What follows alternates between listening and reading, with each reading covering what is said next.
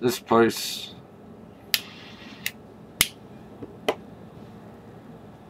is called Born to Rule What.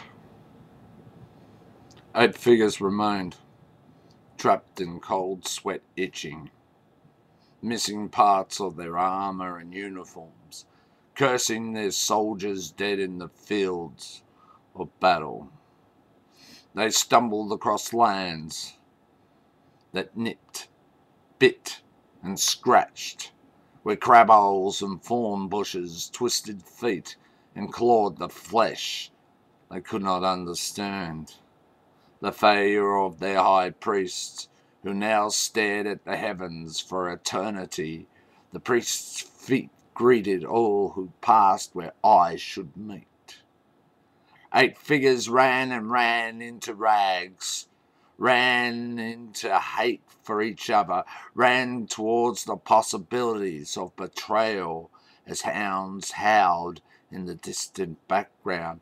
No god or gods to give them aid, no serendipity to let them escape. They staggered down broken gullies, choking on the breaths of "we can start again." And in the moment of sweating breaks, frantically they stared over their shoulders, mumbling their genius to cultivate and reap, while plotting to find a land to rape and shape.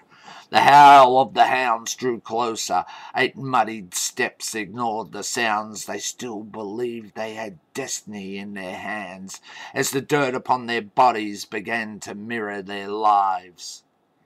Rocks and broken ground became their guide down into a defile.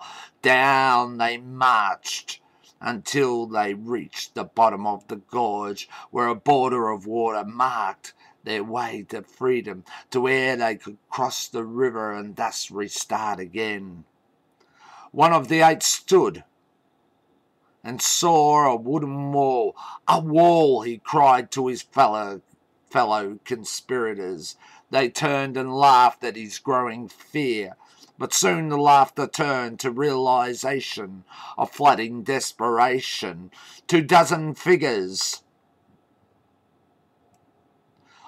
of a different scheme stood upon the wooden wall. Holding hammers in hand, they shattered wedges made to contain what lay beyond. As the last wedge broke, they all began to run until they reached the bordering land. Then the wall creaked apart, with a white fist streaming out straight towards the 8. The 8 were trapped and now faced death. They did not run or try to escape. They turned on each other, with blame on their blades, crying to the ridges high above their heads, "We ask for mercy, humbly."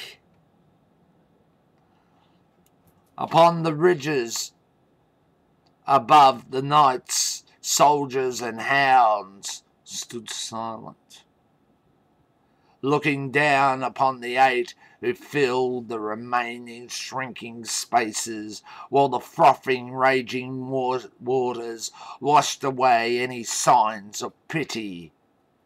As the 8 stabbed each other, crying, pleading, they had changed their ways. The pools of blood began to run away from the 8 slick blades. The waters rose up and swallowed the 8, not leaving a trace. And upon the ridges no cheers were issued. Their task was completed. The knights, soldiers, hounds moved on to the next task, somewhere else, awaiting in time.